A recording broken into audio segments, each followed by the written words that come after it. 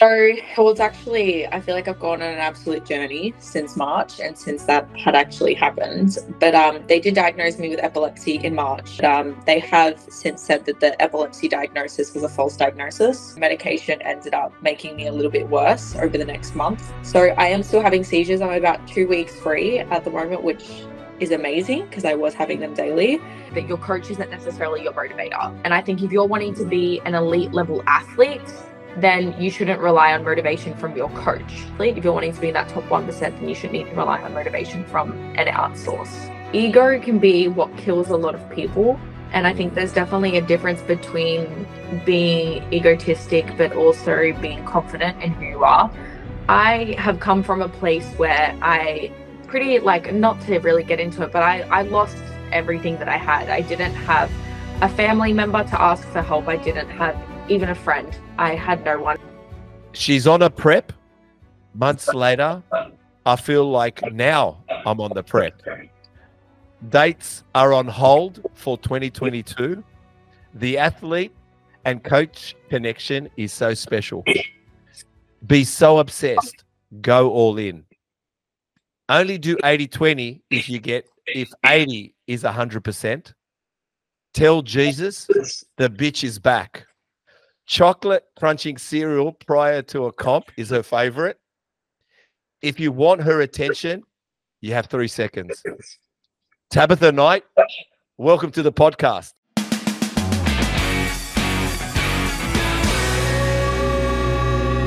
Is that under 3 seconds? And have I got your attention? I feel like you have scrolled so far down my Instagram. And I'm like, I don't know what he knows now. I know everything. I know everything. Oh, God, I love it. Tell Jesus the bitch is back.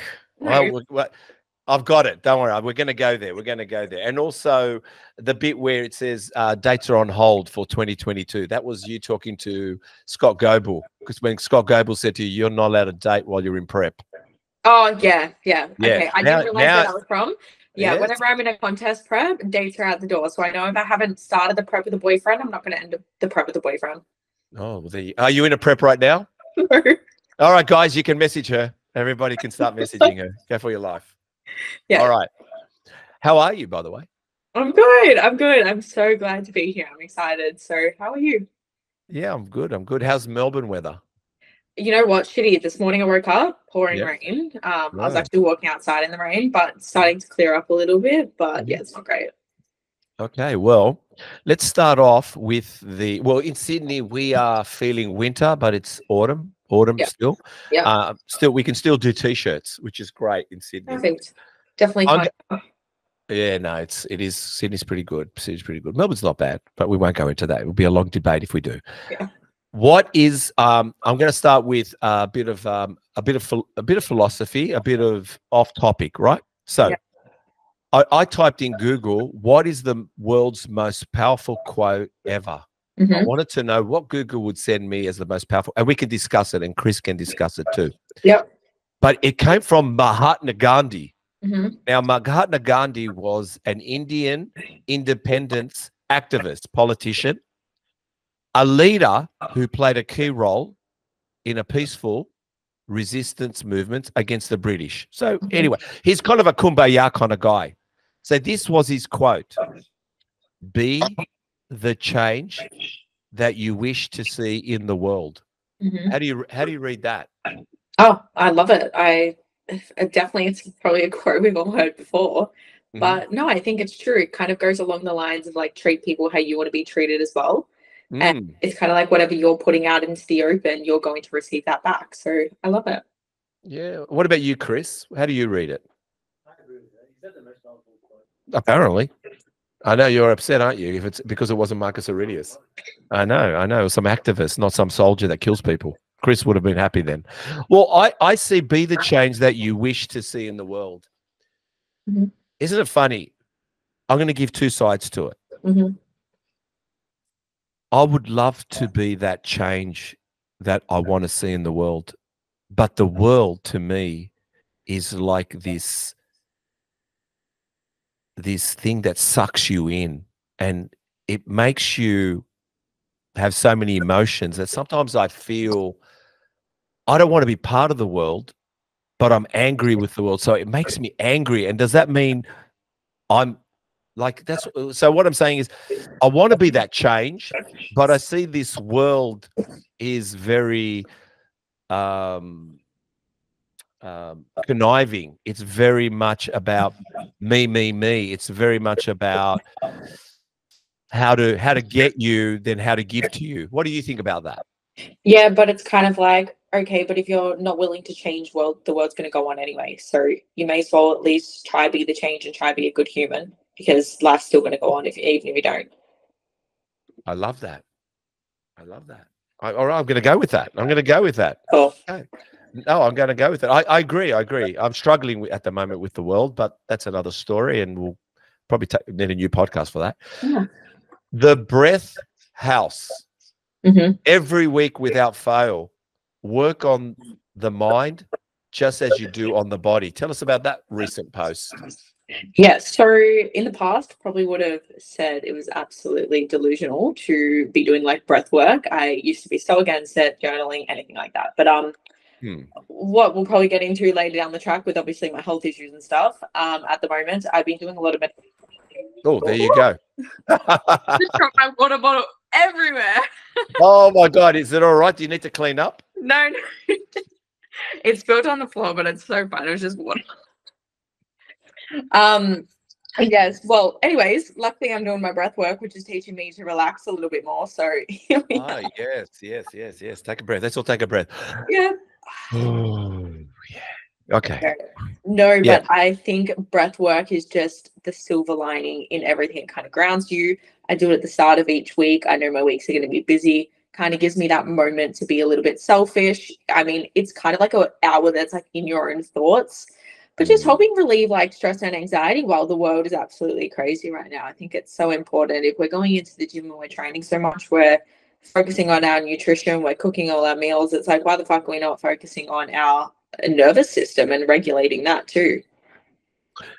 Well, let's talk about that then. It's a good, because actually my next question is a mental health question, and we'll segue into it. Well, let's bring it in, and then we can mash it all up together. So it says here on the 17th of March, life has, this is your words, life always has a funny way of reminding us we are still human. For months, you're but you felt something was off, continuously told it's anxiety, and sent home with no answers, lived in fear. Every night you felt like you weren't going to wake up. The last week you had 40 seizures and no what did I write here? God, myself. No dialogue. And you were diagnosed, with epilepsy. Tests and medications helping. Life will change, and that's okay. It won't be easy, and that's okay. Tell me more. So, well, it's actually, I feel like I've gone on an absolute journey since March and since that had actually happened. But they did diagnose me with epilepsy in March. But I still am waiting on some results that I got back that I was doing last week. But they have since said that the epilepsy diagnosis was a false diagnosis. And the medication has fallen through. So the medication ended up making me a little bit worse over the next month. So they stopped me on that. And what I'm having is actually non-epileptic seizures. So I am still having seizures. I'm about 2 weeks free at the moment, which is amazing because I was having them daily. But my seizures are stemmed from a diagnosis which is called POTS, which stands for postural orthostatic tachycardia syndrome. So basically every time that I stand up, my blood pressure drops and my heart rate goes up over 100 beats per minute from what it was resting. So if I'm resting at about 50, it'll jump to about 150. And then because the blood stops going to my brain, usually I'll pass out and then my body has a seizure to try get the blood back there. And obviously it's an easy diagnosis for them to assume that it is epilepsy because it does run in my family. I have family members who have it. And it's actually interesting. Apparently, you only have to have 2 seizures for them to call it an epileptic event. But then a lot of doctors just don't look into it and what it actually is, and they try and medicate. And that's exactly what they did with me. But then further actually looking into it, doing EEG testing, doing MRIs, we can see that, okay, it's potentially not actually, there's no epileptic events going on in my brain. Like the seizure activity isn't being triggered by an event, it's being triggered by my nervous system not being regulated and stuck in fight or flight, which is interesting. But yeah, so since March, I've been having these events since December, but it was since March that I was first hospitalized. Hey guys, Steve here from Muscle Talks podcast. I just want to say a big thank you for everyone that's subscribed. If you haven't subscribed yet, please do so. Why subscribe? It allows us to get a bigger reach, a bigger audience, and get those that love and have a massive love affair with bodybuilding onto this podcast. Some of the elites, we're talking to them now. We've had some of them already on. So please subscribe and also hit the notification bell. Why? It notifies you when we've launched a new podcast, some great new content that you might be interested in. So we want you to get the very best from us. So please subscribe, notification bell, and let's get back to the podcast. Because I remember I did message you, didn't I? I don't know what made. I remember because I went back and I had a message that I wrote to you. Yes, I didn't see that come through either, but yeah, you did. Anyway, how are you at the moment? Like, as in, I do take it on a day-to-day basis. Today, I've woken up feeling awesome. The past week has actually been the first time I've gone to the gym and trained because I haven't even been able to train because my exercise intolerance has been so low. Usually, as I start moving around, my blood pressure, obviously, you can think going up and down. Blood pressure is fluctuating a lot, so I will pass out or I will have a seizure in the gym. So I haven't obviously been able to train.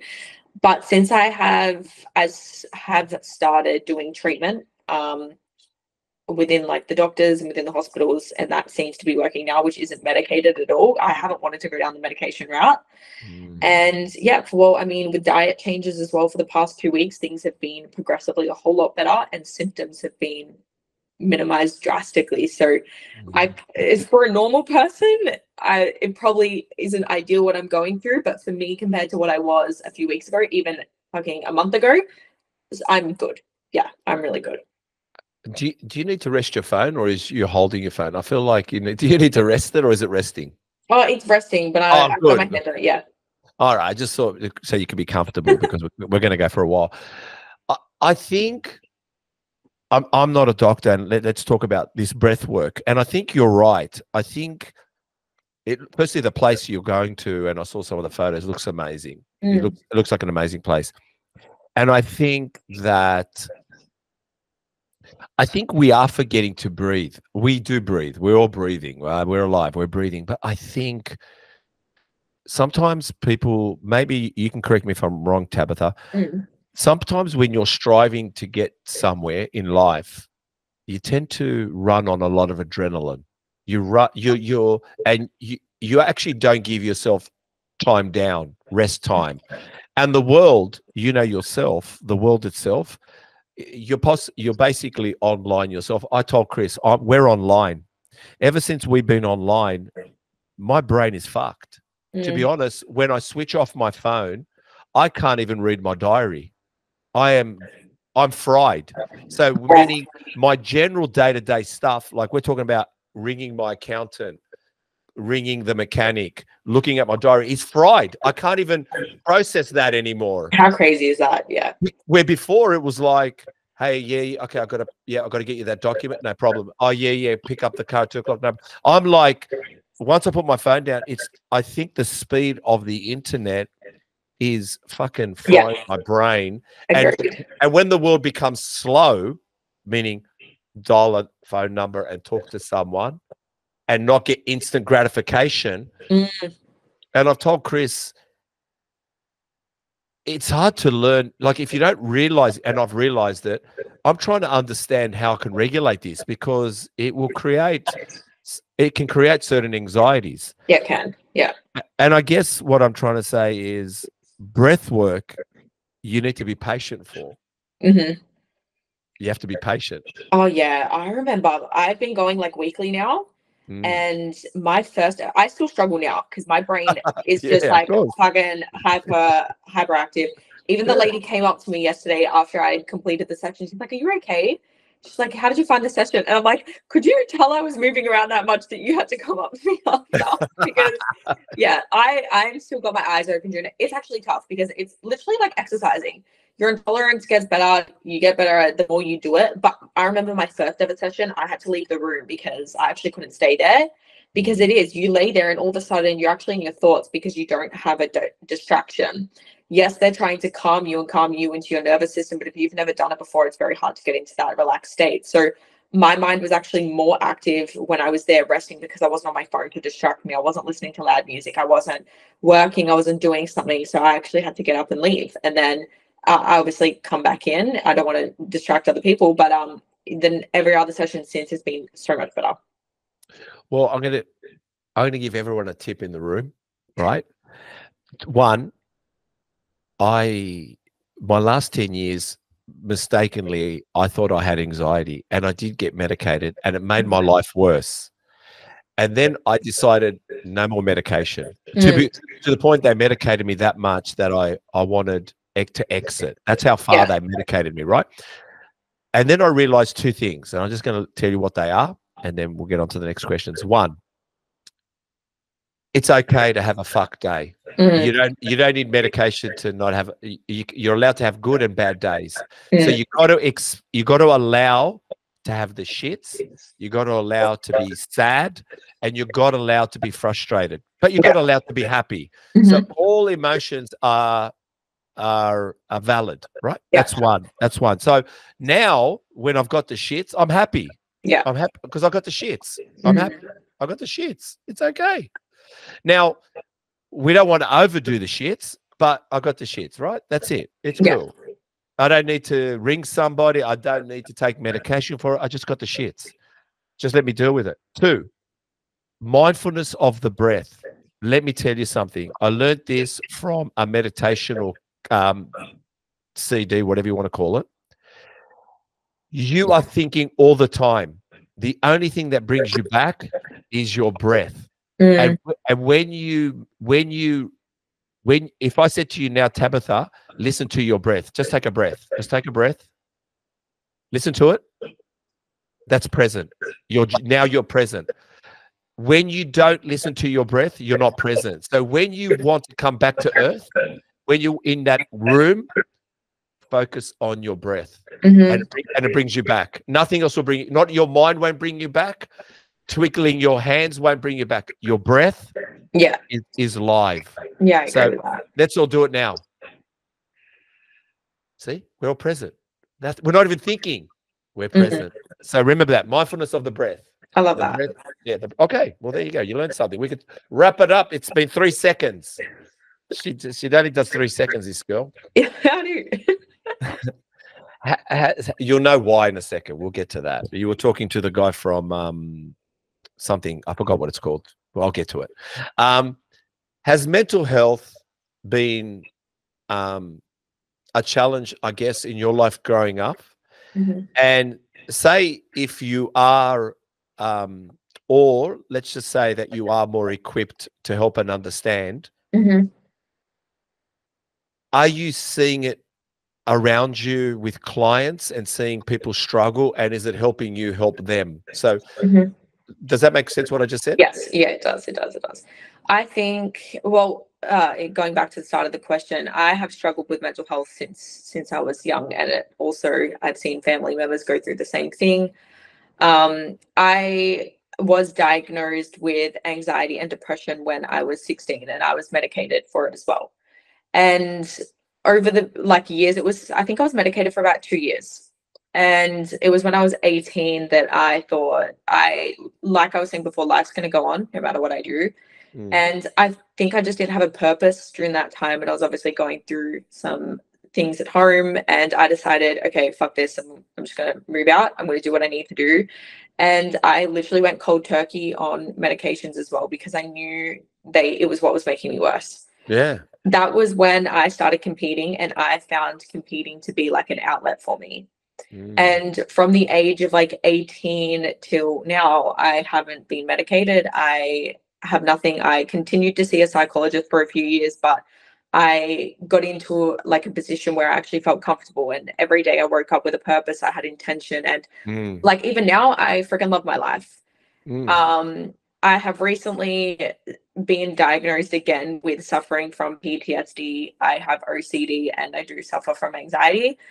But to this day, I refuse to take medication for it. And I do not feel that it is ruining my quality of life to the extent that it used to. I definitely don't. Yeah. I have accepted that it's a part of me, and I think that that makes me who I am. And when you become, I mean, accept it, when you accept that you have something that maybe, I don't think it's something that's wrong with you. I think, like I said, it's something that makes you who you are. It's character building in a way. And I know that that's a part of me, and I've learned strategies to deal with it and to make it almost a good thing. And that's why I think with the implementation of my work, my clients, like I've been through it for years. I've seen family members go through it. I've learned what helps me. So if I can help someone else go through the exact same thing and kind of use training, nutrition, their body as an outlet, then I'm going to do that. Because at the end of the day, a lot of the reason people suffer from mental health issues is due to a lack of control. So the one thing we can control, well, we can control the food that enters our mouth. We may not be able to control going to the gym if we're experiencing health issues, but we can control our outlook on life as well. And I think if we can just bring ourselves back to the center of ourselves and recognize that we do have control in some aspects and leverage onto that, then it can improve mental health. And with the obviously always having someone in your corner, having a coach, having someone who actually understands, practice is what they preach. They've been there, they've gone through it. I think it's just a combination for success between a coach to client if they can both come together and work on that together. Well, I'm going to say something because how old are you? How old are you, Tabitha? 22. Well, I've got a daughter that's 21 this year. Her name is Ruby. Yes. Beautiful. If I told you Ruby went through, I've mentioned anxieties, you have no idea. Like no one has any idea. Maybe you understand by my words. But Ruby is 21. She's a triple threat. She's a dancer, singer, actor. How good. Yeah. She dropped out of school because she couldn't handle school. Amazing. Yeah. But she went to the most amazing dance performing arts school that you have to, one, it's expensive, but they don't take your money. You need to apply. You need to act. You need to show them to accept you. They pick about 50 girls, and that ends up with 20 by the end of the 2 years. Oh wow. Yeah. And she got graduated. Oh, how amazing. Yeah. But I'm saying is you remind me of her. You are such a strong character. I love just listening to you talk. You seem so strong. Thank you. I just wanted to share that with you. And thank you. I do appreciate that. Yeah. So good on you, girls. Well done. Maybe you could teach me something. All right. The 6th of May, 2023. Sometimes you're enough. Sometimes you're enough changes now when you take a step back. Listen to your body and be grateful for what you're able to do. Do you remember that post? 6th of May, 2023. Yeah, just you said sometimes you're enough. Changes. God, I don't even know what I wrote here. I'm trying to read it. It kind of went in with the mental health thing. I don't know why. I can't read. I never proofread either. But that's what makes the podcast so good. Set up my camera. Can you tell me? Is that better? Heaps better. Heaps better. Oh, you seem more relaxed too. Yeah, that's fine. Yeah, no, I'm more happy with that. Sometimes you're enough. Changes now when to take a step back. Sometimes you're enough. Know when you need to take a step back, listen to your body, and be grateful for what you're able to do. That was one of your posts. I posted that in 2024, didn't I, this year? Yeah. Yes, oh, yeah. I think you said 2023. Oh, my God. I did too. It's 2024. Yes, go ahead. I think it's kind of like that concept of if you turn up and give 80% on a day when you feel 80%, then technically you're giving 100%. Because we're going to have ups, we're going to have downs, and it's like knowing when to push and when to pull, because we can't just put our foot on the pedal all year round. you put your foot on a pedal in a car and eventually the tires are going to give out, and the same thing's going to happen with your body. And I always thought the more I do, the better. I've got to go. But it's like, if I want to be able to give more, then I'm going to have to take a step back sometimes too, in order to reach my potential, because there definitely was times where I was literally feeling 20% and I was still giving 20%, which is me giving everything. But maybe if I had have taken a break, then I could have been able to give 100% with having 100% to give as well. Yeah, because I wrote here, and I sound like a goose, but I need to sound like a goose because that's what makes this podcast work. Because writing a script is hard enough, but I don't proofread it because I really want to turn up and be raw. I don't want to know everything I write. So if I sound goofy, it's just because I can't read my own handwriting and I can't spell either. So you saying the 80-20, you had a post that said, tell us about this 80-20 rule and why are we sometimes doing it wrong, and that 100% is the 80. What exactly do you mean? Yeah, well, I think so many people try to regard their overeating or their overindulgence or their cheat meals as being the 20%.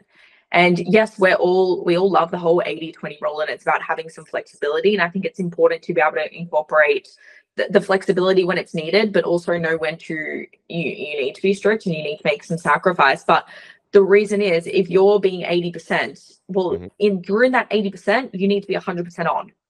And then, yes, you can enjoy. So if you want to have a meal or two out on the weekends, that's cool. But then what are you doing during the week? During the week, you're still doing your snacking and then just saying, hey, that's part of my 20% too.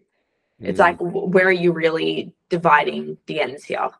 And when I read it, it made sense. In other words, it's saying, all right, you're only supposed to give 80%, but are you giving 100% of the 80%? And yes. And when I read that, yeah, it made a lot of sense. I just want to go back with the mental health thing. Isn't it funny though? You and me, and let's say Ruby, we seem to pick the hardest sports or the hardest career moves because people like us that I guess struggle mentally sometimes. I think maybe we're better off getting a routine job that we know what we're doing every day and it's just turn up and get paid at the end of the week. But no, Ruby wants to be an actress and be in theater and has to compete for her roles. So she doesn't she's unemployed after she finishes her theater, and you've got to compete and then train and coach.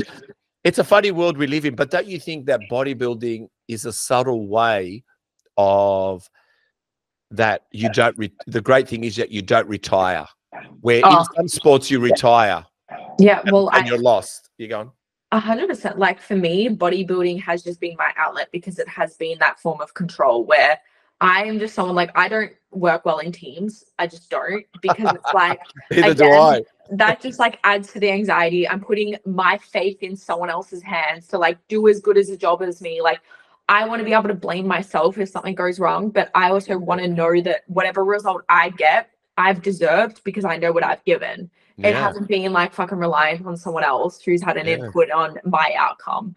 So I feel like that's probably the case with like your daughter as well. Like, it always comes down to her. She's not having to necessarily rely on someone else's ability to get her through. And that's the same as me. Like, bodybuilding you can do for the rest of your life. It's going to make you a better human. Like, you're building on all aspects. I love it.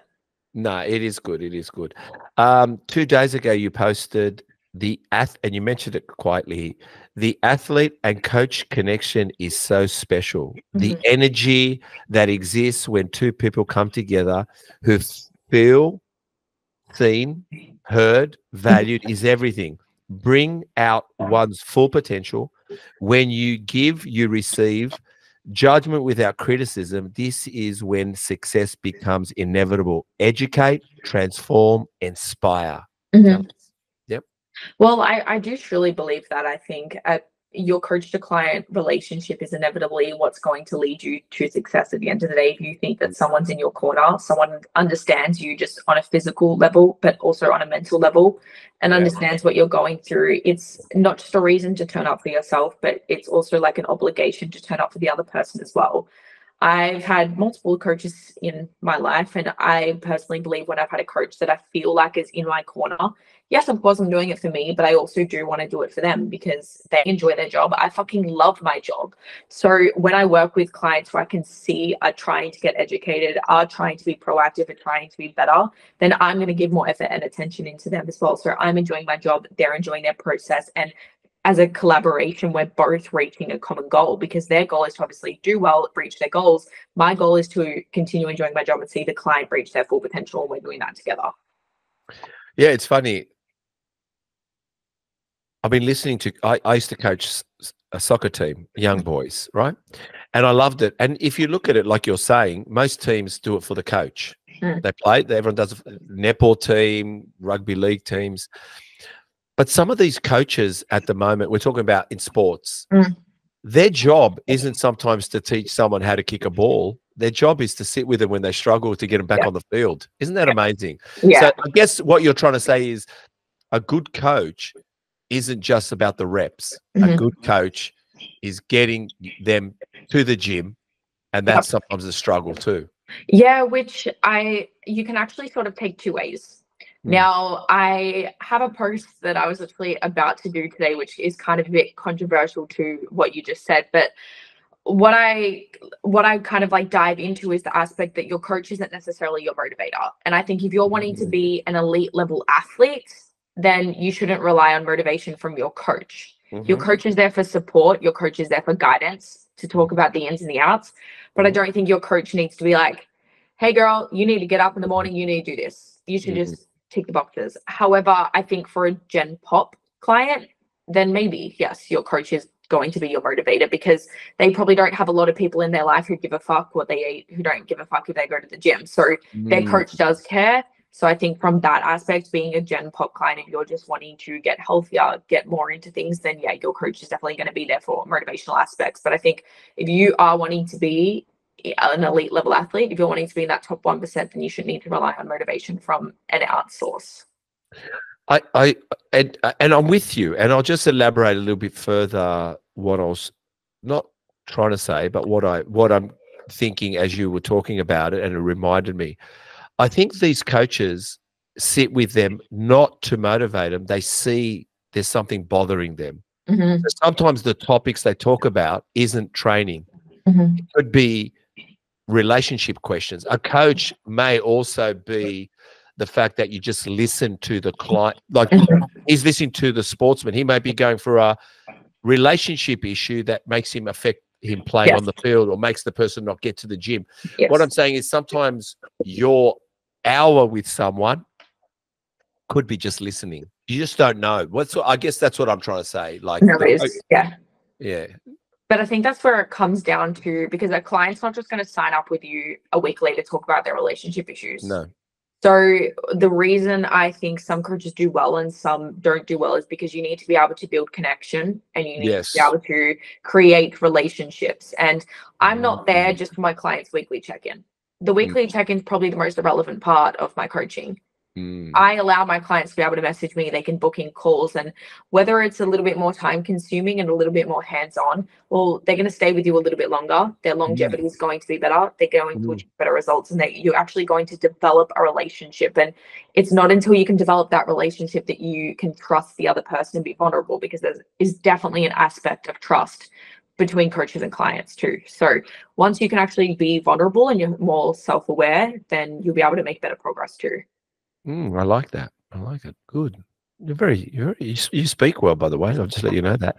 A big part of coaching, or a big part of my coaching that you were talking about, style, is educating my clients on why they are doing something. It is easy to follow a plan for 8, 10, 12 weeks, but it's easier to follow a plan long-term if you have a reason why. Well, if you have a greater understanding of why you're doing something, you're going to be more likely to follow it. We all know that. So very easy to fucking diet. Starve yourself, smash yourself with cardio. Everyone can do it. You can do that for 8 weeks. Of course you can. What are you going to do after those 8 weeks when you've reached your goal and you have no purpose and you don't actually know how you did it? The reason you got there was because your coach was telling you how much cardio to do, how many steps to do, and exactly what to eat. So you finish your 8-week plan. Now you're like, okay, what's next? You don't know. And then this is why a lot of people just are in that constant cycle of doing these 8-week challenges, 10-week challenges. Not against them at all. Great. But I do think before someone does that, I think there needs to be an aspect of like learning how to count some form of calories or have some kind of nutritional knowledge behind them and actually do a little bit of goal setting. And with all my clients, before they start a diet, I break it down. I say, okay, but why do you want to diet? And they're like, I just really want to achieve 4 kilos. I said, okay, what would you rather? Lose those 4 kilos or would you rather look good and feel good? And they're like, oh, well, look good and feel good. I said, exactly. So what's the number? The number's irrelevant. So your goal is to actually just look better and to feel better. But why is that determined by a number? So it's about goal setting, I think, and actually breaking that down, doing some brainstorming prior to just wanting to fucking lose 5-10 kilos is super important because you're going to be more likely to be able to stick to waking up each day with intention. No, I like that. I think as well, and I've been guilty of it, but only of late, and I think it's because I'm online a lot. But in my bodybuilding career, numbers, we didn't have numbers. We didn't weigh food. Yes, maybe the guys that were competing at high levels did all that. Yeah. But I'm not competing and I weigh my food now. I get on the scales now. But in the past, it was a look and how I felt, and also not only the look and how I felt, I knew I wanted to feel this good in a suit. I wanted to feel this good when I went out, this good when I went to the beach. You know, I think if we all look at always the numbers, the numbers can lie to us.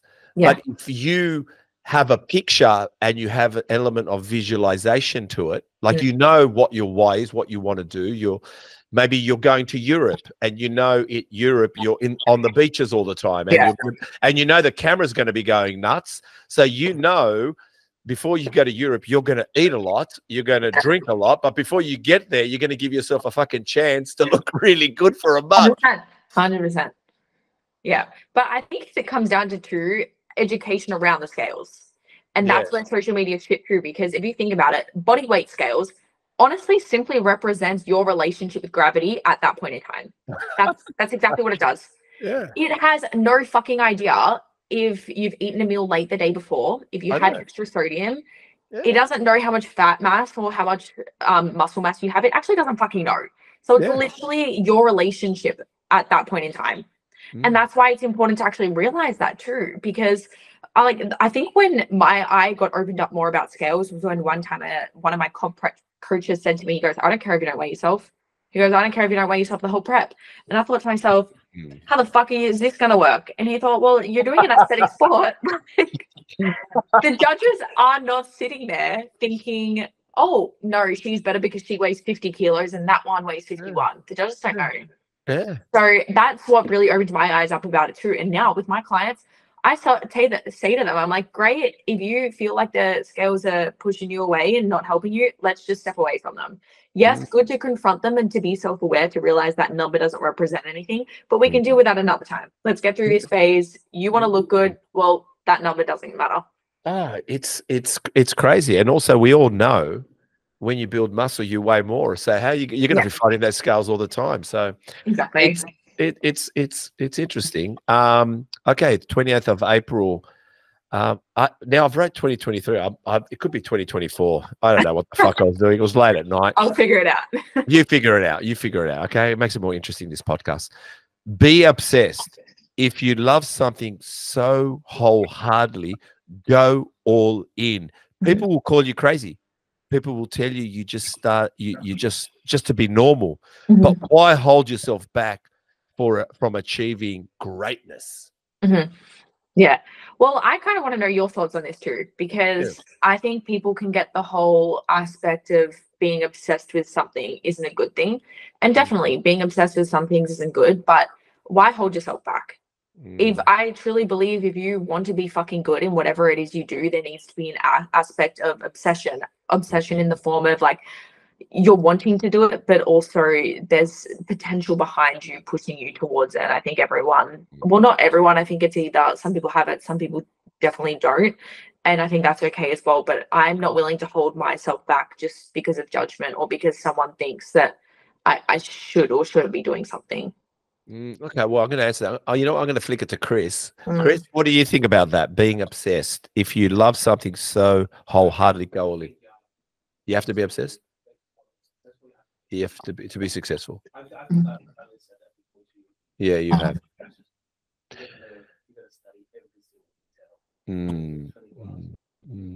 I look, I'm with you, Chris, and I'm with you, Tabitha. You know what? All right, I have this thing, and this is called obsession, maybe. Call it obsession. Yeah. I don't like. I only love. If I don't love it, I'm not doing it. Yeah. I can't do like. Fuck like. I don't like. When I buy a piece of clothing, I have to fucking love it. When I eat something, I have to love it. Yeah. I can't just like a pair of jeans. I gotta love like everything I do, but also but I'm obsessed that loving something is also a personal competition to achieving something that no one else will see. But I do. Now, I'll give you an example. I don't need anybody, I guess, with obsession. I don't need anyone to tell me I look good. Because to be honest, I'll be waiting all day. Yeah. But when someone says to me, "Man, you look good," I'm like, "Wow, cool! You noticed." And that's an obsession for me. Like, even what we're doing with this podcast, I'm not doing this podcast. This is going to be the #1 podcast in Australia, best #1 bodybuilding podcast in Australia, and then I'll take on the world. And the reason I say that is because it's got nothing to do with me. I'm obsessed with you guys, and I'm going to make sure we keep talking about the people in it. It's fuck. How much do you want to know about Steve? But because I invest in writing scripts, every Tuesday we do podcasts, and we've exceeded. You know, we're launching this week podcast 49. I mean, what I'm trying to say is an obsession to understand how do we keep going isn't that everyone notices I'm just sitting in front of a podcast. It's discipline. It's turning up. It's an obsession, and it's actually a sacrifice. Everything happens with obsession. You know what I mean? Yeah. So you can't succeed if you're not obsessed. You can't succeed if you're half-assed. And like, I get it. If you love, see the word you used? If you love. If you like, fuck like. If you love something so wholeheartedly, go all in. If you love it, I stand back. You go for it. You know what I mean? My daughter, like, I'll just, again, we'll go back to her. Her industry, 97% are unemployed. 3% are employed. You know, my daughter can go get an accountant's job that's 97 employed, 3% not employed. But fuck that. You love what you do. Let's go, girl. Let's do it. I'm on your side. Let's go. Let's take on the 3%. Let's take on the 3%. So yeah, I love that obsession. I love obsessed people, but not when they're psychotic, by the way. Just I love that part. Oh yeah, we did the 80-20 rule. We can get rid of that. Okay. Oh, here we go. Talking about obsession. Here we go, Chris. You ready? Tell Jesus the bitch is back.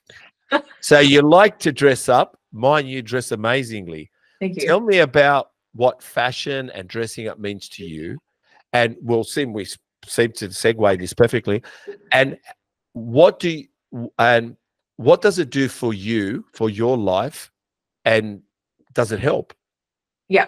Well, for me, I'm not someone who actually goes out often because I'm busy working, I'm competing, doing that sort of stuff. So I've never been someone who is like, I'm going out, most nights I'll just like put on something that I usually put on and we'll go out for dinner, we'll eat the same usual meals. It's like, no, if I'm going out, like I'm going out for an experience. And I think that's exactly what it should be. And this day and age, people are so used to just going out for lunch every morning, going out for breakfast, going out for dinner, like cool if that's what you do. But that's not what life is about. Life for me is not about food. Life for me is about experience and enjoying with other people. I'm not going to get up and go out for dinner by myself, because to me, that's just not really an experience. I want to get up. I want to dress up. I want to do my hair. I want to do my makeup, and I want to go out and make an event out of it. I have good conversation. I'm sightseeing. I'm seeing things. I'm having amazing meals. And then I'm looking good in the process. And I love taking photos. I love being with my friends. I love being with my family. So for me, it's about that experience behind it and putting effort as well. Like, why would I just go out for dinner and just like fucking put on some trackies and shit? Like, cool, that's fine. Like, I've done that. I'll get Uber Eats or something at home. But I like putting in effort, because I like turning up and feeling comfortable within myself. If I know I've put in effort, then I'm going to enjoy the experience more too. I love that. I was just thinking about that, like I was, we'll talk about Steve's life through the podcast. I was in a relationship, but it's funny. I said to this person, I said to her this, I said, I don't need any more stress in my life. I've got it personally. I've got a list of my own life of stress. I just want to have fun. Can we just find fun? Like, can we just have fun? And that could be like going for a walk on the beach, going somewhere interesting, but just, can we just a push bike ride? Because I don't do that all the time, but can it just be fun? Yeah. But the biggest one I enjoy, and I'll share it with you guys, is when I do go out, and I don't go out much like yourself, because I like to know what I eat, so I like to cook my own food. Yeah, me too. But when I go out, and let's say I go to a Thai restaurant, now I know I can get chicken cashew, but fuck that. So I turn to the waitress and I always go, what do you like on the menu? And she goes, I like the prawns with this and this. And I go, all right, I'll get that. I just want to go on a journey of I'm not in control. So and so I think when you talk about going out, you want to experience sensations, and the sensations is how you feel. Yeah. Being in the moment. Oh my God, that's a really nice cocktail. Oh my God, how good is that cocktail? Rather than drinking it, let's get another. It's like absorbing the moment. I like to absorb the moment. And I like it as well, because I do, like, my whole life is sort of the same thing day in, day out. I enjoy it. It's not like me being like, oh, my life's boring. I do the same thing pretty much each day. So when I am going out, I want it to be outside of who I am. As just a general person day to day, I don't wear makeup. I don't really do my hair. I fucking wear the same clothes. Like, so when I go out, I'm going to do those things to exacerbate that experience. Well, the bitch is back. Definitely. I saw that. That was great. That was great. Jesus might be upset, but God's sake, he's all right. You told him. You warned him. I warned him. You warned the guy. Last quarter, 2023, you did a Level Up live event. Well, tell us about that event. That was in December 2023. What did it entail? Will you be doing further Level Up events? And you did a masterclass, so tell us. Yes. So the masterclass was pretty much the same as the Level Up live event. The live event was just in person. And then it was just more of a means of getting people closer together. I've always loved public speaking. I love speaking to anyone. I love chatting about what I do. I love educating. So it was more about bringing people together in collaboration for them to network as well and actually have a sense of community, because I knew that everyone that was coming to that event clearly likes me on some sort of level. So naturally, they're all going to have something in common if they're coming to my event. So I thought bringing all these random people together as well helps them to collaborate, to meet other like-minded people, to help them on their journey, but also for me to educate them directly on my experience and my tips and tricks on how I've actually navigated my mindset. Because like I said, in the past, I have suffered from certain experiences with mental health issues, but how have I been able to combat that and not let it debilitate my life, to let me have a successful competing journey, to let me have a successful business, to living on my own, to having nice, healthy relationships, which I haven't had in the past. So if I can help those people naturally by telling my story of what I've gone through, then I'm obviously going to do that. And I think having an in-person event is a little bit more personal. And I loved it. My plan was to definitely do more of them this year. Obviously, with my health issues, I haven't been able to, which is unfortunate. But things have seemed to be on the incline, obviously, with my health. So I would love to be able to do a few more later this year, for sure. How do you do it then? being you're 22, Mm-hmm. where do you firstly find the confidence? Where do you find the belief? Mm-hmm. And how do you contain the ego?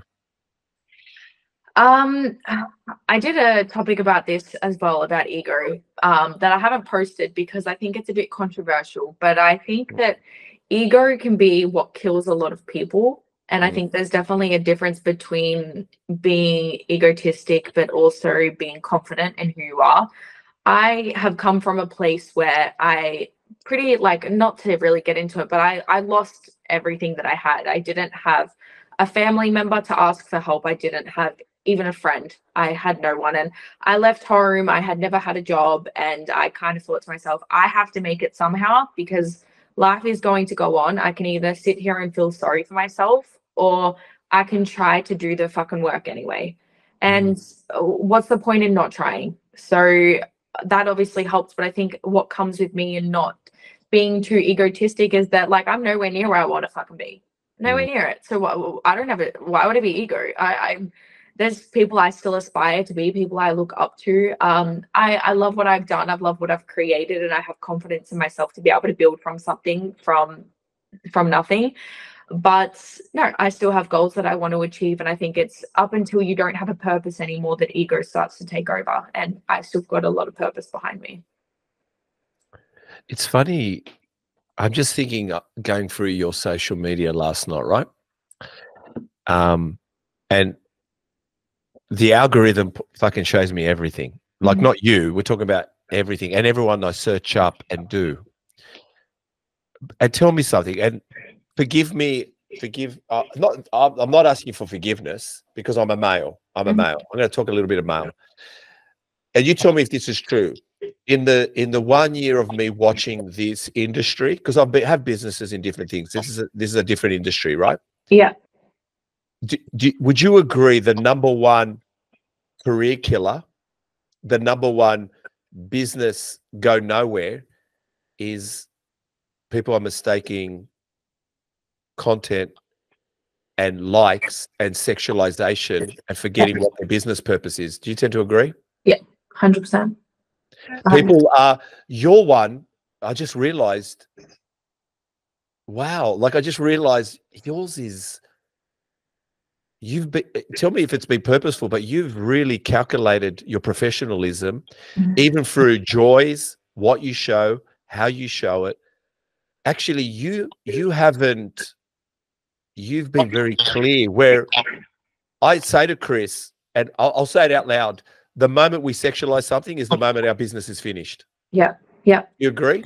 Yeah, I agree entirely. And I do appreciate that as well, because I was talking to a friend about it yesterday, and she was just talking about competing and people competing for the wrong reasons. And I think where a lot of people go wrong, and competing seems to be the new trend at the moment. But it's like, even if you take Instagram away from me, I don't give a shit. Like, I want to prep because I enjoy it and I love doing something that is hard. I don't post my body on social media to sexualize myself. I am not like that at all. I post my body because it's fucking impressive that I can do that. And a lot of people can't. And I love the fact that people can work hard. So irrespective of necessarily the sexualization aspect of it, I think when I see a girl in a bikini who's just competed, I think, fuck, like, she's so impressive. To me, it's not necessarily about how good she looks physically. It's about how good she is mentally. And I think that's kind of cool. But I also believe some people take it not just from competing. The emphasis is one body part. I don't want to mention it, but there's too much emphasis on being alluring, trying to grow your account. And I'll be honest with you, I know people that have hundreds and thousands on there, and when we have them on here, it's like crickets. Hardly anyone watches the podcast. And I have someone that has 800 followers and their podcast kills it. Yeah. I think substance is substance. I think real is real. And I think that's why I said I believe our podcast will be, because I don't go searching for who's got the most likes.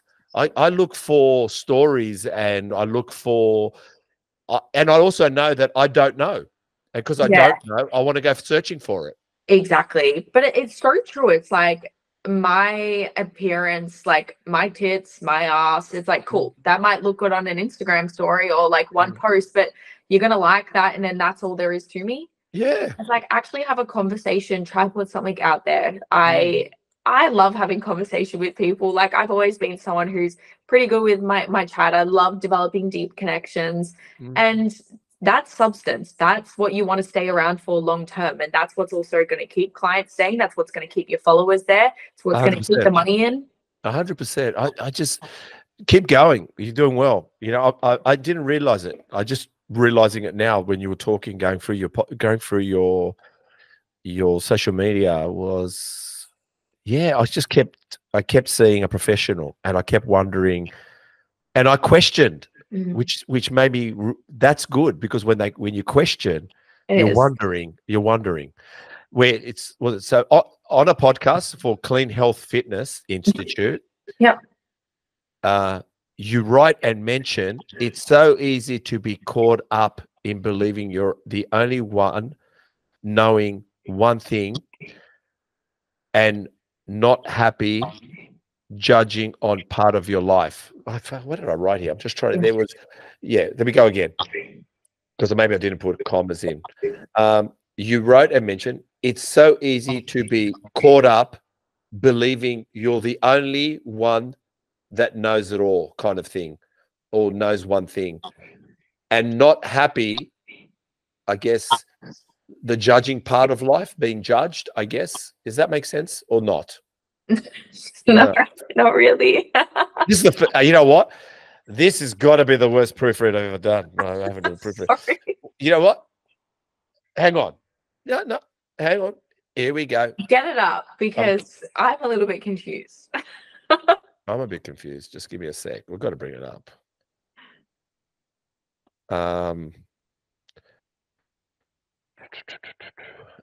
Just one moment. Here we are. Find you. There you are. Oh, Steve, you're talking. No, let's not talk, Steve. Get out of Steve. Where is it? I'll find it. Here we go. I know I'm confused too. So this is what's so good about this podcast. It's real. It's raw. It's so easy to be caught up in believing you're only known for one thing. Oh yeah. A big part, that's what you wrote. Yeah. Go. Yep. Well, again, it comes from experience, but I really only identified myself as being a bikini athlete for the past like 4 or 5 years, because like I said, when I moved out of house, when I was struggling with mental health, I delved into just bikini was everything. And it wasn't until I started experiencing health issues that bikini girl was taken away from me, and I thought, fuck, like, is this all that there is to life? And it wasn't until I realized, like, fuck, people don't just like me because I'm a bikini athlete and I get on stage once a year. Like, people like me because of my character. People like me because I'm helping them, obviously, with their business and coaching. And there's so much more to who you are than just deeming yourself as one person. And I think even people an accountant, they'll know themselves, I'm John and I'm an accountant. It's like, okay, but what are you? Are you a father? Are you an uncle? Are you a caring person? There's so much more to you than just who you identify yourself as, but it's coming to that realization as well. And sometimes it's not until something's taken away from you that you can fully realize that. Okay, good. Hot topic time, guys. Get ready. We're going off topic. Cool. Should we believe traditional media?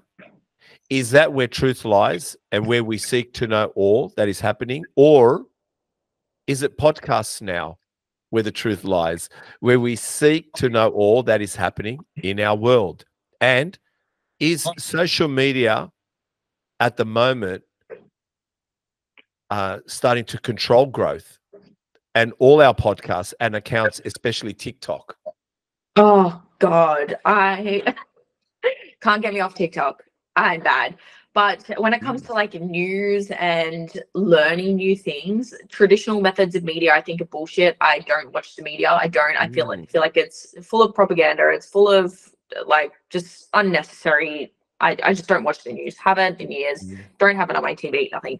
Then where I get my news from is I listen to podcasts 24/7. Every time I'm not sitting in my office, if I am cooking, if I am working, if I'm cooking, if I'm training, I'm listening to a podcast always.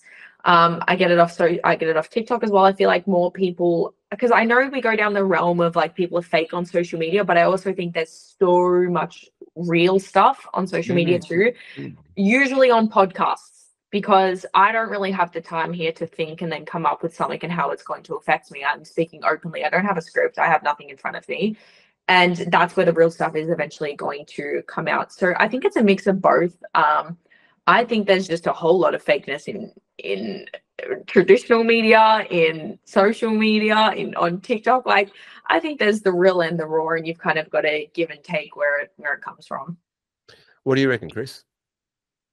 Yeah, I think there's fakeness in both social media and traditional media, but I find the real ones, you know. And a basic rule of thumb is if someone starts talking and all of a sudden they are child trafficker, then they probably are talking the real stuff.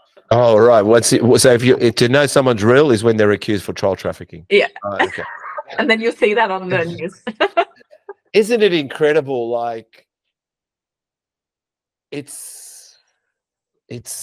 gets us all for a moment, and then we shake our heads going, oh, hang on, let's just start again, you know. But why is there such suppression, I'm wondering? And TikTok, I was obsessed with TikTok. I'm not obsessed with TikTok anymore. I found TikTok was very informative, still is, but it's become, everyone's become an actor now, where before, if you were something, that's what you showed off on TikTok. Like, if you like to read books, there was an old person reading books. Yeah. If you were a singer, there was an old person or a young person singing. Now everyone's got their camera and doing a million takes. Like, hang on. And then they edit it, and then they seem like they're George Clooney or Brad Pitt, or they've jumped off a building, or they've edited an ad. Like, everyone's become, I guess they've become these motherfucking creative directors, cinematographers, Chris. I can't talk. Social media, TikTok's my main social media platform. Sorry. It's a lot of fun, though. Tell me, it is a lot of fun. It is a lot. I enjoyed it more. I actually go live. I actually have friends on TikTok, and all around the world. I have friends all around the world, and I've met some amazing people through TikTok, but seen them, like literally seen them, and we've spoken in person, you know, maybe through TikTok or WhatsApp, but yeah, it's an interesting app, and I guess America doesn't like it for some reason, but who knows? It's Chinese. What's that? Yeah. What was that, sir? X got the news. X is good. Yeah, I heard. So Scott Goebel said to you, can you please make an announcement that you are officially in prep, so no one's allowed to invite you out? And then you wrote, if you want to take me out on a date, you missed your chance. Try again next year. So how did you go 2023 and 24? Did you get dates? I actually had a partner last year. Oh, you had a partner. Okay. Good on you. Yes, but no, obviously not anymore. But yeah, no, I miss Scotty, so it's like my father figure telling me can't go out anymore, which that's great, but there's not much to that. Yeah, all right. We won't go into it too much. And tell us, how did that prep go? How did you feel through, though you started the prep on the 4th of the 5th, I noticed, 2022, but on the 16th of August, so June, July, August, you kind of said, okay, Scott, you got me. I actually feel like I'm in prep now. So what was it, the difference between May to August that made you feel like you weren't in prep until you realized you're in prep? Oh, just the conditioning. That's like 3 months of pure dieting. That's 3 months of no dates. Like, yeah. No dates. Yeah. that is a long time. But I fucking love it. Just was obviously very fatigued, very tired, very hungry at that point, which is all part of it. And I absolutely fucking loved it. And that was my most successful prep that I've done. So wouldn't take it away for the world. Yeah, Scotty's got away with things, hasn't he? I mean, I've had him on a podcast, but I keep, he was on. You should go back and listen to it. I've had him on a podcast, and everyone talks highly of him, which is great. Great to hear. 30th of September, 2022, I believe IFBB Vic, IFBB Pro League Victoria. Yeah. How was it? Had you done IFBB prior? Yeah. And then you were number 107. Yeah. Then came the nationals late in October. Yeah. So, and I want to know, how did you go holding form? Yeah. And your comment, time to finish this, over 7 months of dieting done, no clients, no distractions. I've done everything I could every single day. Yeah. To then win the national junior bikini champ. Tell us about that. Yeah, look, that was, like I said, it was my most successful prep, and it was amazing. Looking back on it, that year was probably one of the best I've gone through mentally and physically. Vic's was good. I can't even remember my placings, but I won Victorian Junior Bikini Champion, and then obviously nationals is 4 weeks later, and anyone that knows being stage lean is not easy to hold, and it's definitely just not fun. Obviously I made it to nationals, looked even better than I did at Vic's. I won the junior national bikini title. I also won the novice national bikini title, and then I had to compete at the amateur Olympia, which was another 3 weeks later. So got that question. Yes. I ended up being stage lean. It ended up probably because I was ready early before Vic's as well. So I was probably in stage condition for about 10 weeks. And I just remember the pain. It wasn't even a hunger. Get rid of it. You're going to be fucking hungry. Don't care. But the pain of being so lean, like sitting down, getting up, walking around, it's just a pain that you cannot describe to anyone. But I mean, it was great, and went on to do really well at the amateur. And yeah, that was my season. Well, let's talk about off to Japan. November 2022, the Joe White Olympia Amateur Comp. Yep. And there was Troy Thornton protecting himself, protecting his energy with a little teddy bear, whatever that was. He was kissing and hugging. You wrote that. Yeah. Tell us about that experience, the change of climate, food, gyms, sleep, jet lag. Yeah. Tell us about the building us, like the build up to it, the nerves, the confidence. And where the hell did Troy get into this place? Where did Troy come from? So I'm not coached at the moment, but before obviously going through what I am, I was with Scott. I left Scott after my Victorian show. Just, it wasn't for any bad reason. I freaking love Scotty. It's where I'm with as well, so it wasn't for anything bad. But I did go with Troy, who I knew was going to Japan as well. And in the lead up to obviously going to Japan, I definitely think nerves are important. I've always been a little bit nervous because, like, you care. I think if you're not nervous, it shows that you don't care. Yeah, but I used to say that to my daughter. Yes. I also was kind of going in with the expectation that this is my first international showing.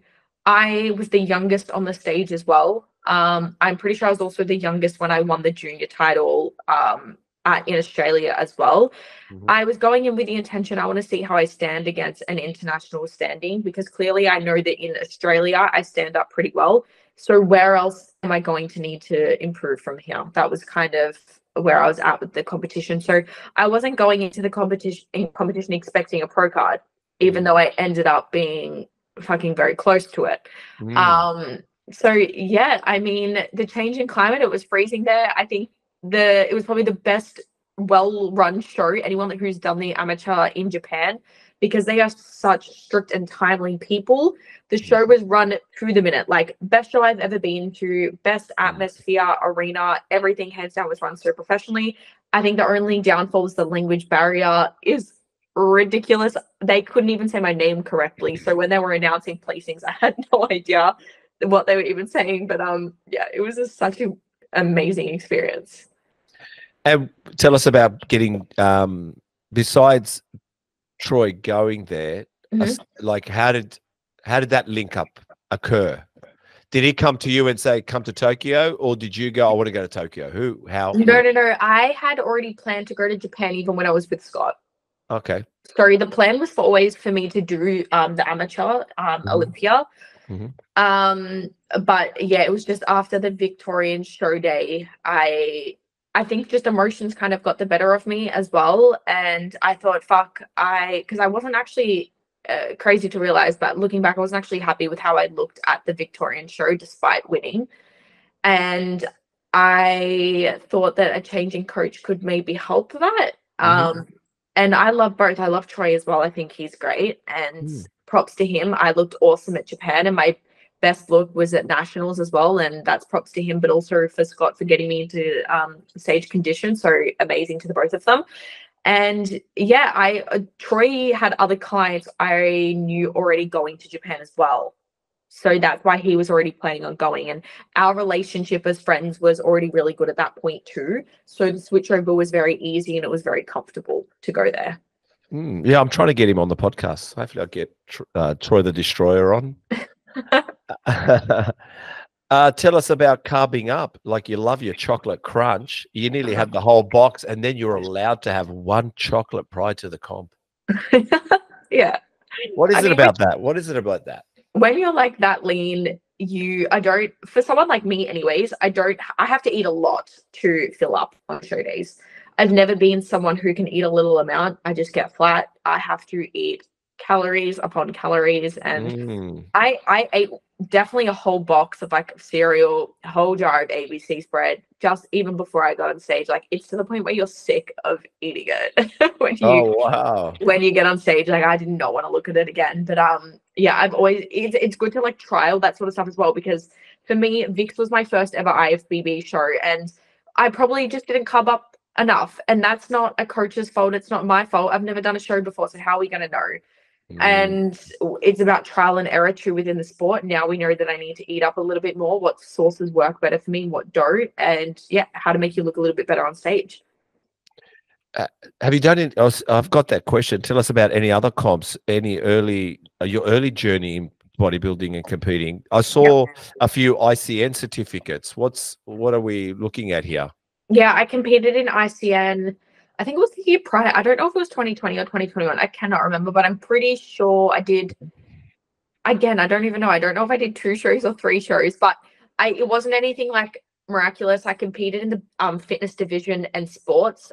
Looking back, I definitely should have done bikini, but I didn't know. I went off my coach's thoughts, and they thought I should do fitness, which I definitely think I should have done bikini.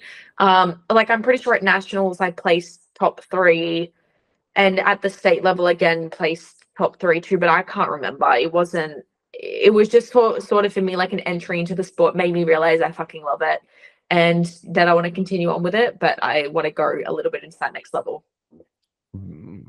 Okay, so then after Tokyo, straight over to Vegas to watch what I think was one of the greatest Olympias, because it was straight after COVID. Yeah.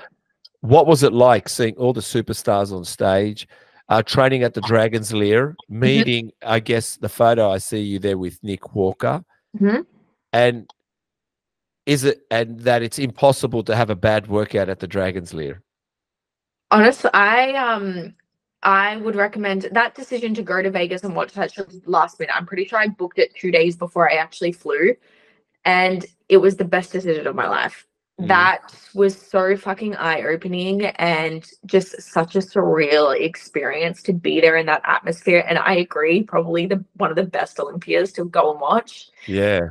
And I look back at that all the time and just think how amazing it was. And training at the Dragon's Lair as well, training around in that environment around those people who you aspire to be like or who you look up to is incredible. And I went back to America last year and I was in Vegas for, I think it was for like a month, and I trained at the Dragon's Lair almost every day. And again, seeing those people just in person, and to them it's not really any big deal, is you can't not be motivated by it. Wow, wow. And what was Nick Walker like in real life? Anyone that knows me, I just have a weird obsession with Nick Walker. I don't know what it is. He's huge. I don't know. He's cool. Okay, well, that's good. Yeah, well, he just won the New York Pro. I know. And yeah, I saw, yeah, you were there, you know, videotaping. Amazing. Like I said, so your goal is obviously Olympia? Yeah. I would be lying if I said it wasn't at all. I think it's the obsession thing. I can't even like put it out into words. I think about competing every day. I think about grinding. I think about doing the hard shit. I love it. Like I don't have words to express it. I couldn't think of anything better. Yeah, I can't, like, what, I don't know. It's a unique thought you have, so you've got to feed it and fulfill it. So on IG questions, we got 2 questions from the fans. Cool. I need a pen. Where's your pen, Chris? I've got to answer them so I can then answer for everybody. Just let me grab a pen. Okay. The first question was, it's from, I don't know how to call it. A Kenfit, ACHENFIT wrote, Yeah. where do you see your coaching business in the coming years? Such a difficult question, because it's easy for me to be like, I don't know. There's a lot I want to do. I want to dive more into obviously masterclasses, public speaking, things like that. But my goal has always been to coach competitors. But in this day and age, it's almost like you need to look at the return of investment. You need to look at the return of investment for time as well. Coaching competitors obviously is very time consuming, but it's also very rewarding. But in that aspect too, in this day and age, we need to make money. We need to scale, and it's learning how to scale your business, but still being able to provide quality over just quantitative data and experiences for each individual. So it's almost scaling my business from what it is now by being able to help a larger scale of people, and continuing to enjoy it. I guess that's where I'm sort of headed in the industry. I'm just writing this down because I'm going to answer it for you. Yeah. Just go off. You said scaling the business with quality and helping a larger scale of people. Do you think, because we're in business here as well, we're doing a bit of business, do you, with what you said, return on investment, coaching athletes, do you think that us in the industry aren't going to pay for anything? Why? Hear me out. Because we know it. Where we make our money is people looking over the fence, wanting to join us.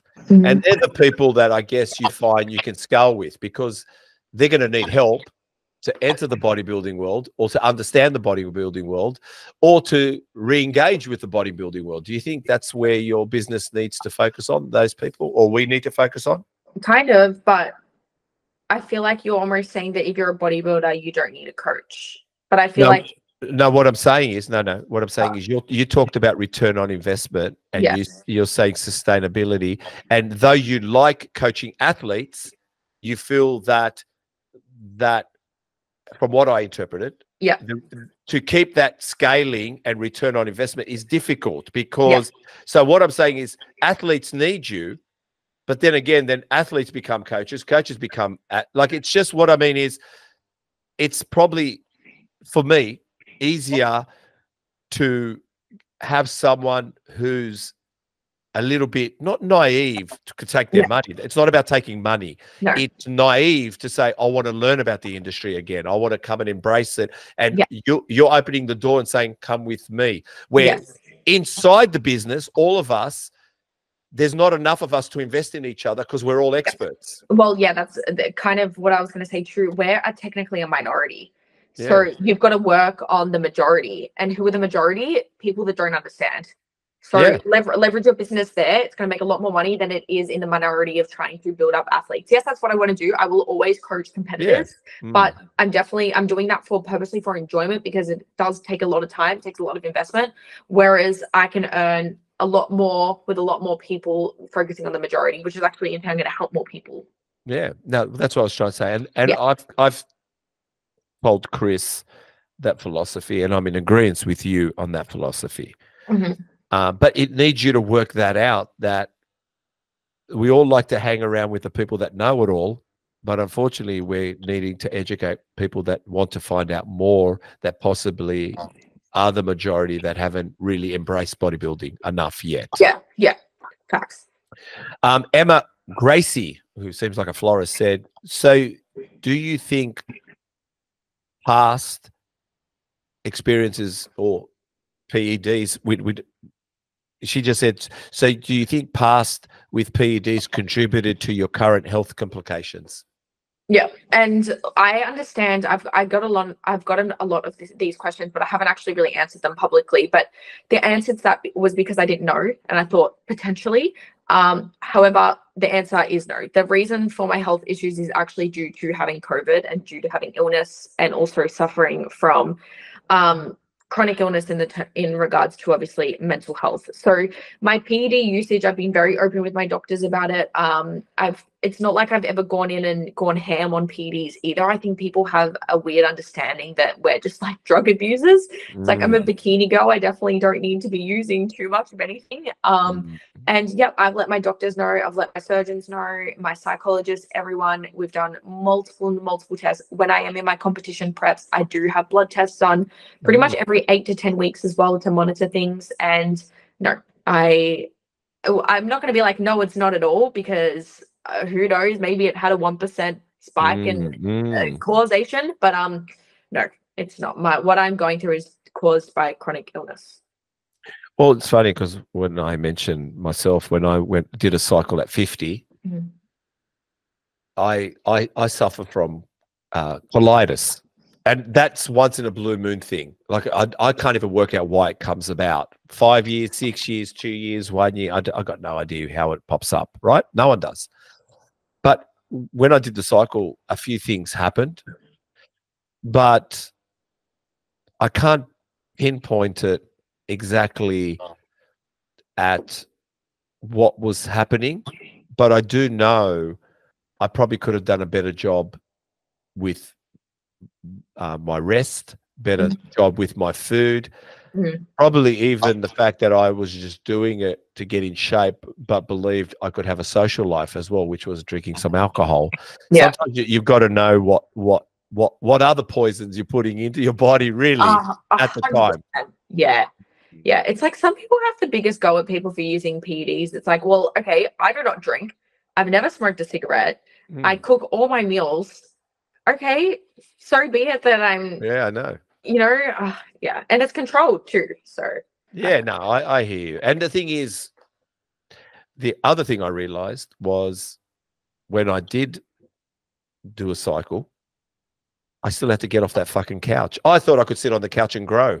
No, I still had to go to the gym. I still had to do everything. So actually, I've realized, as I'm not on anything right now and haven't been in the past, except for that moment, that the hard work is turning up to the gym and eating well and training hard. It is. And a lot of the time too, people that do take PEDs are usually the ones who, if anything, are training harder, doing more cardio, working harder, focusing on their nutrition, because they know that they're putting a substance into their body that, yes, is probably not great through the liver and orally and stuff. So they're willing to work a little bit harder to exacerbate that and actually put it into effect. Well, a lot of people that are oblivious to it take too much and don't do the work. And everyone knows it's the work. You got to do the work. And actually, if you're doing it for something and you're taking something, then you're going to put more work into it, because 100%. You're obsessed, which we talked about.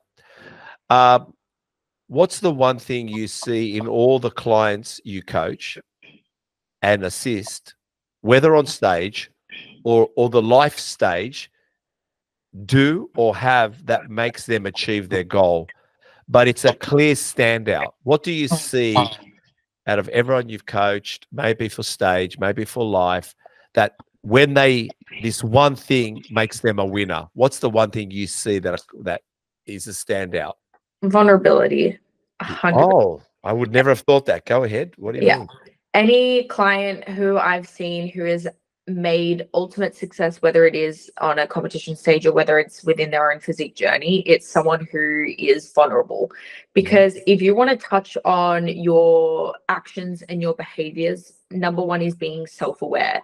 Number two is being vulnerable about where you're currently going wrong, and that's only when then you're going to be able to improve. So someone needs to be vulnerable with themselves to actually have an understanding of what they're currently doing that's not good enough, so that they can actually take steps forward, but so they can actually tell someone that can give them the tips and tricks to move forward. I would not have thought vulnerability, but I see your point. Okay, let's see if we can get this one right. On another post with the Clean Health Fitness Institute podcast, you said, and it's a bit of business. I'm going to go into some business with you now, okay? Do you mind? Being you're 22 and have lived a long life and been in business for a long time, I don't want to be watching a video. Chris, you should be listening to this. I don't want to be watching a video for more than 15 seconds and that hasn't caught my attention in the first 3. Yeah. You do a lot of content.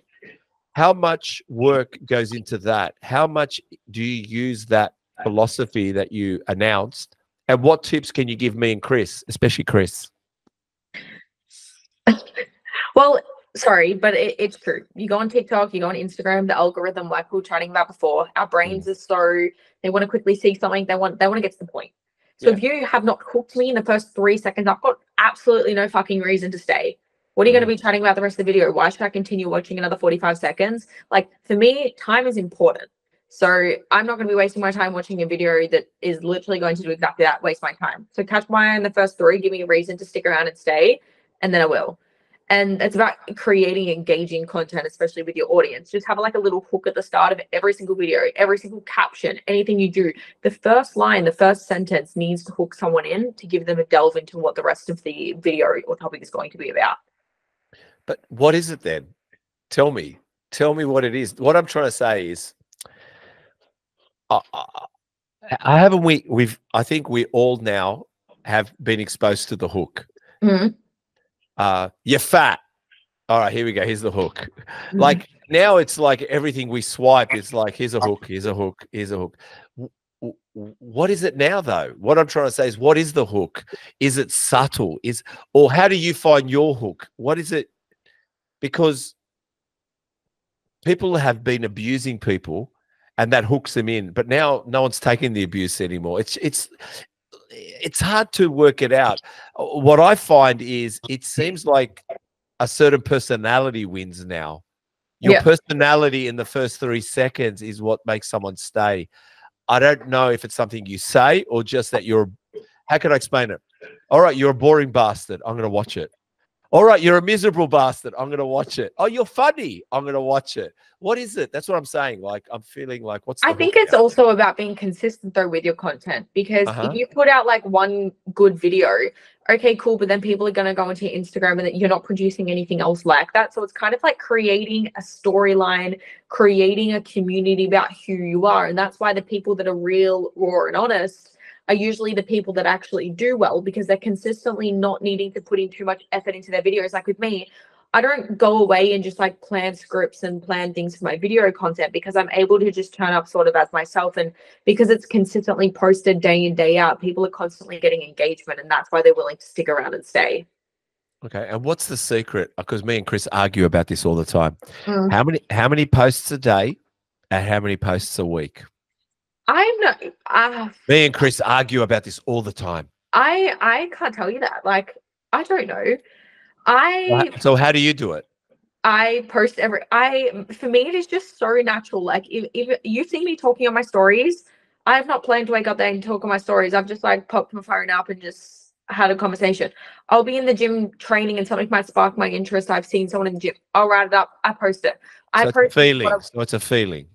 I post what I want when I want, and that's why I feel like you literally cannot fake social media, because if I had to schedule this, then it would be effort, then it would be timely. But for me, it's not effort to post things. So if that's once a day on my feed, I post multiple times a day on my story. I'm showing people my life. People like to have stories. People like to think that they know my life and know my understanding, and that's why they feel like there's a connection between us. And when there's a connection, you're more likely to want to be responsive to something. Well, I'm going to get you to speak to Chris. You and Chris are going to have to nut this out, because I think I told Chris today, it's a feeling, Chris. Yeah. It's a feeling. I can't tell you how many posts I'm going to do today. I can only tell you how I feel. But anyway, again, all right, Chris, did you hear that? You and Tabitha are going to have a debate. We're going to at her big level up thing. On the panels. We're going to get you and her to sit in a room and argue in front of everyone. You've never heard that from the biggest creators of podcasts. Well, Chris, welcome to the new. You know, Chris was conceived on YouTube. Chris is 23, yeah, and I think he was 8 when he wanted to be a YouTuber, like champion of the world. And so he never changed his mind.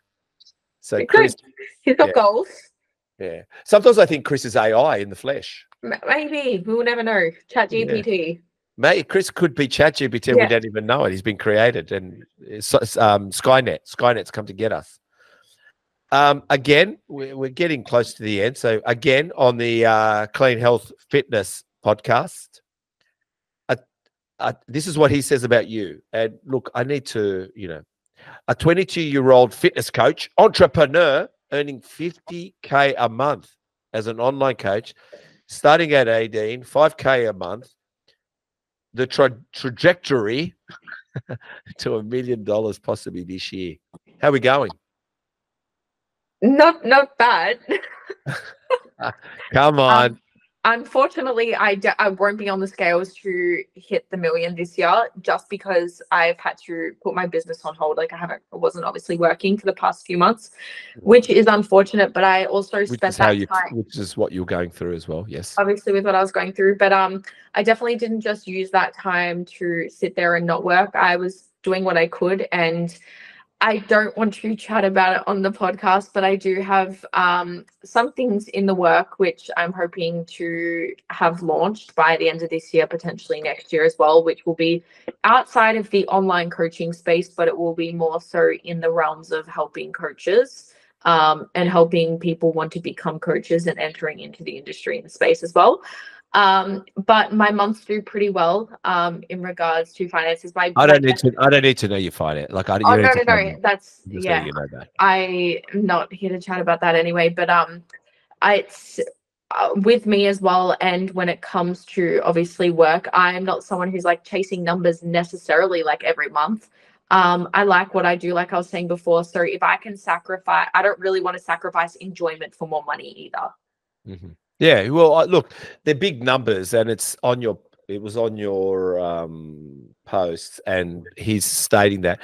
Look, I've been in business for a long time, and to earn $50K a month is, especially online, like it's harder online than it is in retail. I was earning 20 grand a week in sales in retail when I had a shop. You know what I'm trying to say? Yeah. I had a shop that was selling health food, juices and stuff. That's awesome. And that was Monday to Friday. But that was a slaughter to get 20 grand a week. Can imagine. So that's why, and because I'm in the online world now and trying to do business, we don't do those numbers. But I do know you have to have an idea of what the fundamental business is like. Mm-hmm. And just to let you know, maybe I can not teach you, which I was telling Chris, to earn 20 grand a week, right? My business was Monday to Friday. Yep. But to earn 20 grand a week, it was rocking up at 4 o'clock in the morning, and my shop opened at 6, and we prepared for 2 hours. Mm-hmm. But then also we were ready at 12 o'clock. And so we were ready at 6 a.m., 9 a.m., and 12 p.m. Mm-hmm. Now, that's all behind the scenes to sell something in front of people. Yeah. And that's what I think I was trying to tell Chris. So much work has to happen behind the scenes for you to sell something in front of people, even online. Mm-hmm. And there's I agree with that. Yeah. yeah. Okay. All right. Last hot topic. This is going to you now. Me and Chris, we want to know Cool. what to you makes a guy stand out. We want to know. I want to know. We all want to know. Yeah. What approach does one need to lead with? And what approach is or to lead with as an approach? What is one approach does the guy need? The one thing. Yep. 2, what is the one thing he needs to keep that needs to keep happening to keep intrigue, Yep. interest, and stand out? Yep. Easily intellectual conversation for me is everything, because someone can be a good looker. Yeah. Thank you. Nice on the eyes. Nice. If you can't engage in conversation with me and test my thoughts, then I'm going to be bored. It makes a lot of sense. What do you reckon, Chris? You didn't hear it, Chris? Or you're not? I mean, I'm wondering with that 10-year-old video and sitting very close to your mate, but I'll ask this question. What do you think? Tabitha believes it doesn't matter how you look, it's your intellect and your conversations and intrigue and making the other person think a little bit more. Or, yeah, what do you think?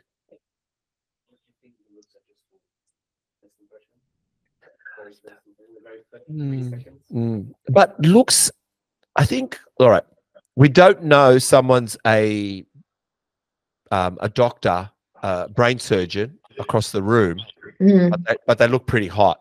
And when you go over there to talk to them, you find out they're a brain surgeon. So I guess looks gets us in. It does, yeah. I guess then beauty's in the eyes of the beholder. So, all right, then.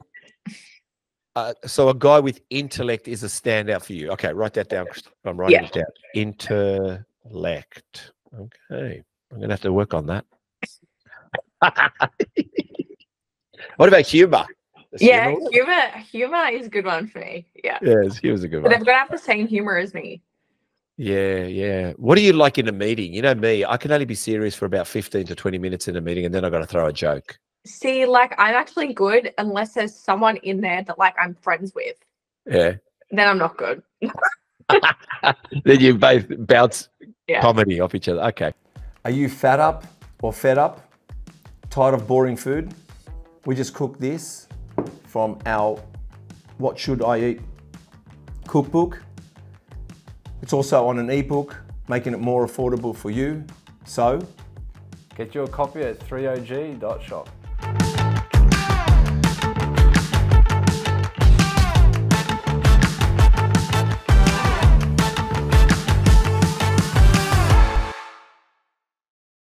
Okay, we're going to go over the body. We're at the end of the podcast. We're going to go over the whole body.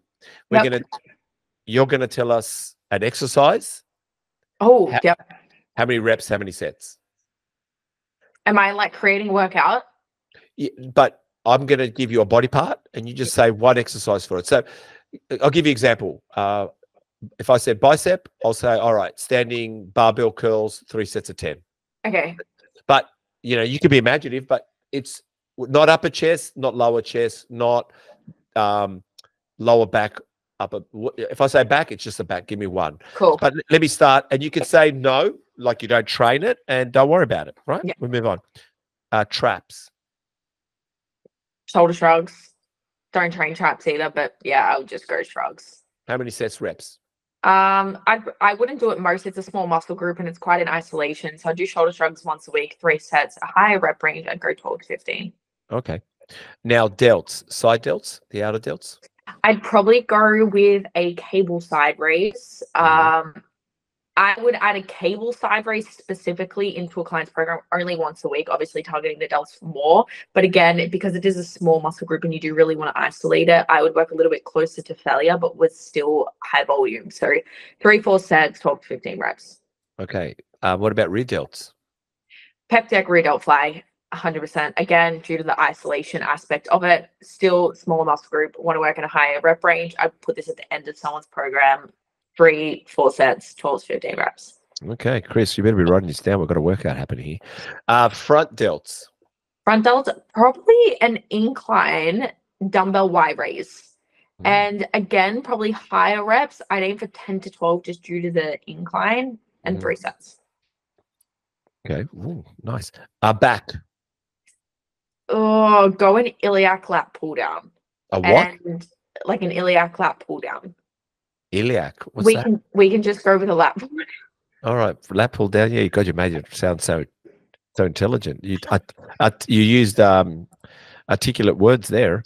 Lat pull down. Yeah, how many sets, reps? 2 to 3 sets, depending on what other back exercises you have, and I'd probably go for an 8 to 10 rep range. All right. Chest. I don't train chest, but like for a female, I'd just go with a machine chest press, and I would do minimal sets per week, like 2 or 3 sets once a week, and 10 to 12 reps. Bicep. Cable bicep curl, 3 sets, for about 10 to 12 reps. Tricep push down. I prefer a straight bar attachment over a rope. I'd go for a higher rep range. I'd go for about 3 sets, close to failure juice, so about 15 reps. Yeah, I prefer that over the rope, but I do the rope sometimes, but I do prefer a bar. I know you're not going to, like I said, this is very 90s, 80s, 90s, which no one does, but forearms. You can say no. Yeah, nah. Okay. Abs.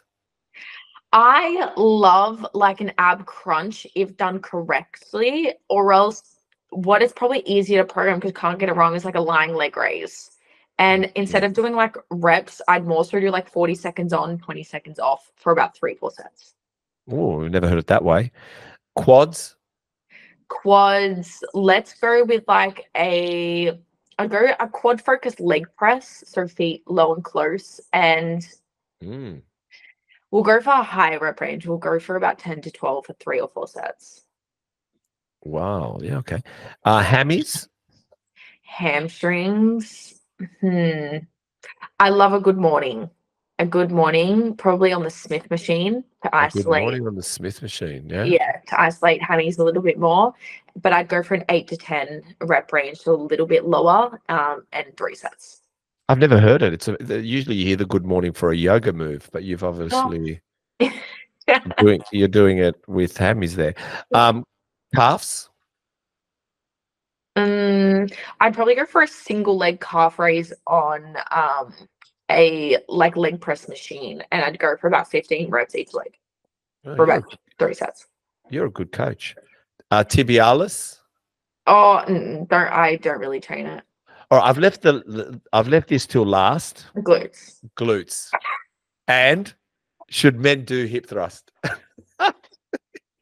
Well, I just don't understand why guys are almost like embarrassed to do a hip thrust. Well, I just don't understand it. Do you do a hip thrust? Why? Give me a reasoning. Valid reasoning. All right. I don't have a valid reason. Firstly, I just want to start with that. I don't.